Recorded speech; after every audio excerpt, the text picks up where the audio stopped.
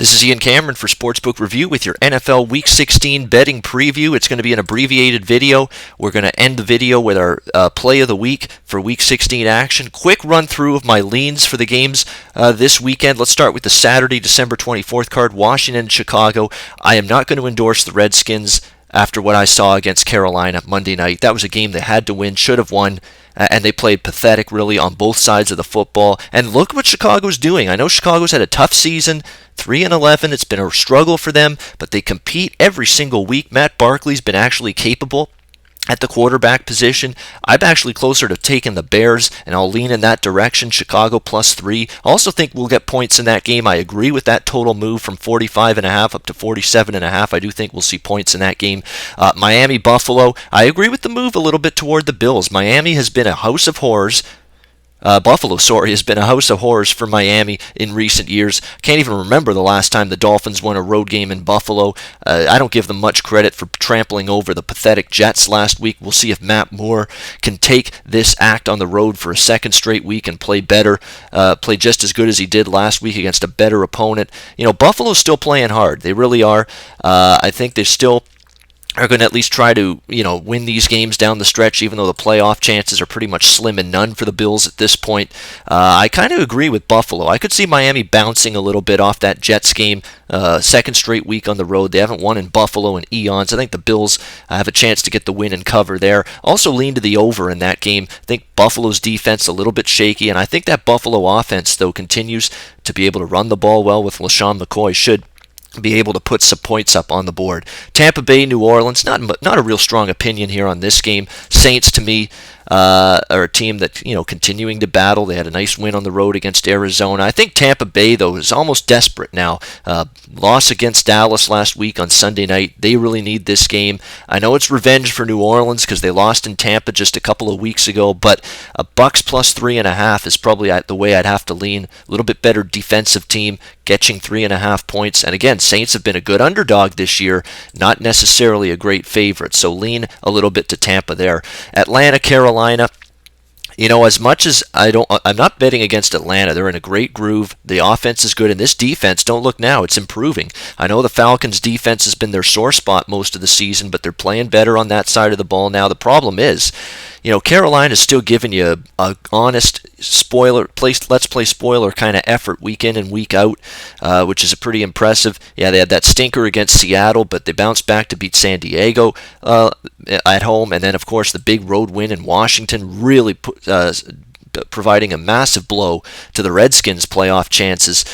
Carolina's also been great in the month of December here, the last couple of years under Ron Rivera. That's definitely something you have to take into account. So I was initially leaning to Atlanta, and the betting markets seem to agree, pushing this game from Atlanta -1 up to -3, but it's a game I ended up staying away from in the end.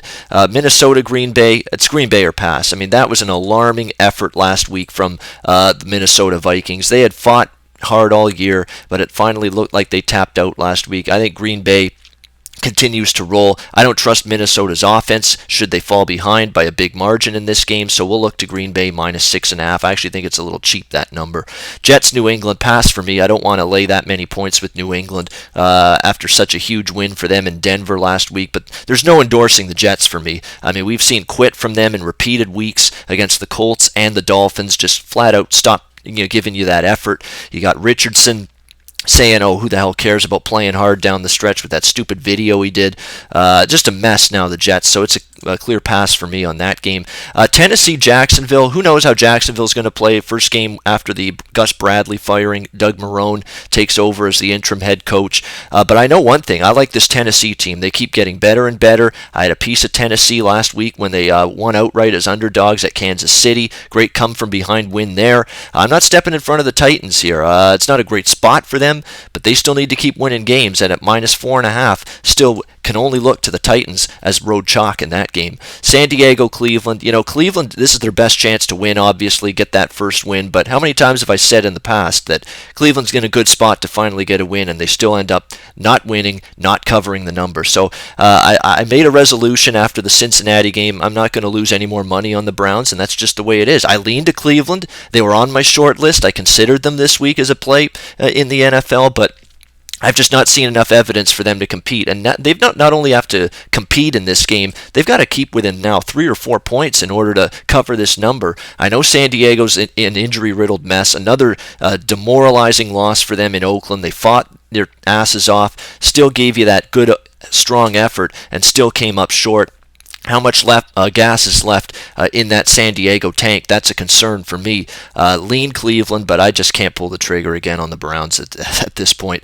Colts Raiders, we're going to save that. That's going to be our play of the week, so we'll get back to that game at the end of the video. San Francisco, LA. I'll tell you what, I can sort of understand why LA's taking money. I mean, it seems insane to lay 4.5, 5 with the Los Angeles Rams, but if there's one team they can lay 4.5 or 5 points against, it's San Francisco. I mean, it's just an absolute disaster there. No offense. The defense is like half the defense, I think, is on the injured list. It's just a complete debacle right now for Chip Kelly's team. I certainly trust LA more than San Francisco. LA gave you a decent effort in Seattle last Thursday night, first game after Jeff Fisher got fired. The effort was there. Obviously, they're just playing a much better football team. Now they're taking a massive step down in class. I think the Rams do get the win. Just a question of whether they cover that number. Arizona, Seattle, I have a hard time trusting Arizona. I mean, it's a team that's flatlining. It's a team that had big aspirations coming into the season. Those aspirations aren't going to be met. Disappointment. Another bad, brutal defensive showing last week in a home loss to New Orleans. They just could not stop the Saints whatsoever. It's Seattle or pass for me in that game. Maybe under the total worth a look, too. I don't know if Arizona's going to move the ball in Seattle.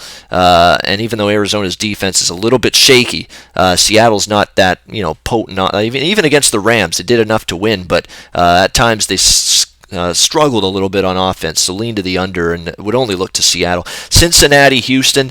I'll tell you what, Cincinnati's taken a ton of money. It was Cincinnati +3. It's down to +1 now. Pick 'em in most spots. Sort of kind of want to go against that line move here because Cincinnati's coming off a huge game in the division against Pittsburgh. They were geeked up to really play spoiler against the Steelers last week, had a big early lead, and then they did everything wrong in the second half. The defense couldn't get stops. Andy Dalton was throwing interceptions. Bad, undisciplined, selfish, stupid penalties hurt the Bengals time and time again in the second half against the Steelers. It was just a complete meltdown. Now you got to bounce back from a brutal loss, go on the road, face a Houston team that is playing for their playoff lives in the AFC South Division, and I think this Houston team, you can say what you want about how good Tom Savage is going to be making his first start here at quarterback, replacing the benched Brock Osweiler. He cannot be any worse than Brock Osweiler. He simply can't. And I do believe it's a spark for this team. The players are feeling a little bit of extra energy, adrenaline, a little spark provided by the quarterback change because Brock Osweiler, it was getting to the point, especially last week against Jacksonville, where he was single-handedly costing them football games. Just brutal decision-making, terrible interceptions, terrible throws over the middle of the field. And finally, Bill O'Brien said, enough is enough. We got to make the change. I think it provides a spark for Houston. They have a great home record, 6-1 straight up at home, and now they're in a price range where they pretty much just have to win the game to cover the number. I think Houston probably worth a bet. Pick 'em -1 in that game. I think Cincinnati may be running on fumes, and there's no guarantee. They've talked about A.J. Green might be back, but that's still not 100%. Vontez Burfict, is he going to play? A couple key injuries here for Cincinnati off that huge divisional game where they blew a big lead against Pittsburgh. I don't know if they get up off the mat. We'll look to Houston in that game. Baltimore-Pittsburgh, Christmas Day. I'll tell you what, Baltimore's defense, last time they played a very good offense, it was New England, and Tom Brady picked them apart. Even Carson Wentz and the Eagles moved the ball against them pretty easily late in that game last week. Now you're playing a Pittsburgh team with a defense that could be without your top cornerback. Jimmy Smith might miss this game for the Ravens. That would be a big blow in the secondary. You don't want weakness in the secondary when you're facing Ben Roethlisberger and this vaunted Pittsburgh attack and this great Pittsburgh passing game, and the Steelers are in revenge here. They lost to Baltimore in Baltimore at M&T Bank Stadium earlier this year. It was Ben Roethlisberger's first game back from injury. He was rusty. He was not even close to 100%. Now he is, and he's playing very good football right now. I think, I don't like laying more than a field goal. There's been so many three-point games So many close games decided by a field goal or less between these two teams, these bitter rivals over the years. But having said that, I would probably still have to lean just a little bit to Pittsburgh here, laying the points. I also do think we get points in this game. I think it's a higher scoring game. Pittsburgh should have some success against that injury-depleted secondary of the Ravens. And on the flip side, Baltimore's trying to run a little more up-tempo, no-huddle offense the last few weeks, and they may need to do that to try to tire out this Pittsburgh defense. So we might get a little bit of a shootout between these two teams. Denver, Kansas City. Kansas City, they're 0-for. They haven't covered a point spread when laying 4 points or more yet this season, but they're not laying 4 in this game. Now they're laying 3, 3.5. And Denver, to me, is a tough team to trust here. I mean, just a lethargic loss at home against New England. You're supposed to be giving your A effort, and they just didn't have it. And now you got to go on the road. Now there's some infighting, offense and defense apparently squabbling after that loss to New England last week. So I've got concerns, and I think Kansas City is going to be fully focused and give you a 60-minute effort, because they didn't give you a 60-minute effort last week. They let their foot off the gas pedal, and they paid the ultimate price for it, with Tennessee coming back from double digits down to beat them at Arrowhead Stadium. I think that gets Kansas City's attention. I could only support Kansas City laying 3, 3.5 in this game. And we'll wrap it up with the Monday Nighter, Detroit-Dallas.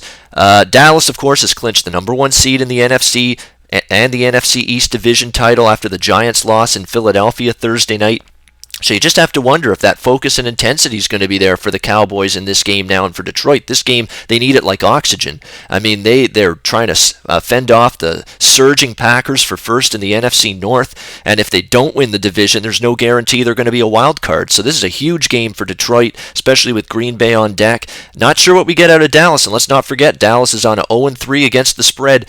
Point spread's losing streak. You're not getting any bargains backing Dallas. It's been proven the last few weeks that the betting markets have caught up with the Cowboys, and now there's value to go against them. So for that reason, I'd have to lean to Detroit here, +7 on Monday night. Another game where I think we could see some points scored in it. I think the Lions against Dallas is, somewhat coming back down to earth defense, can move the ball, while, that Dallas offense always going to be a test for anybody. So should be a higher scoring game. Would also lean to Detroit on Monday night. All right, let's wrap it up. Play of the week time in NFL Week 16 action. Indy and Oakland, we're going back to that game. I think we have points in this game.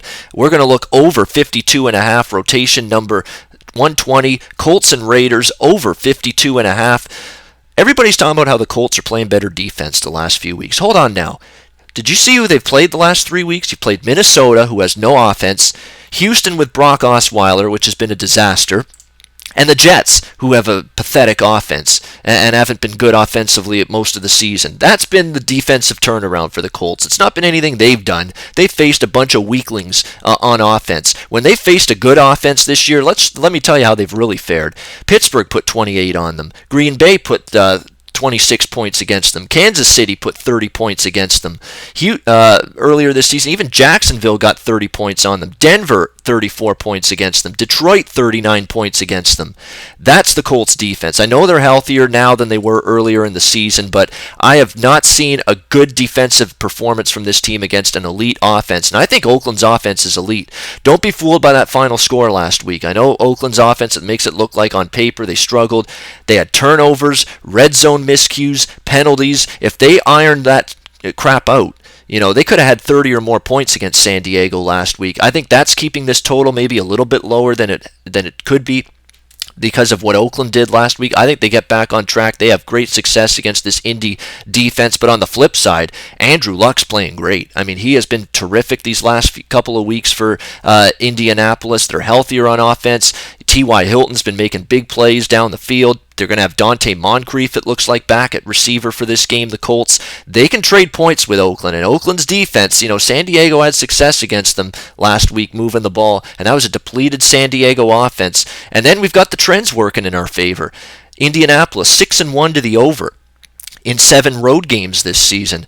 Oakland, 6-1 to the over in 7 home games this season. You've got Indy, an over machine on the road. Oakland's been an over the total machine at home. Yeah, it makes sense to me. Let's go over 52.5. Indianapolis and Oakland, your play of the week for NFL Week 16 action. All right, that'll wrap up my NFL Week 16 betting preview. I'm Ian Cameron for Sportsbook Review. Go to SBRodds.com. Browse, compare, and shop live odds available at top online sportsbooks.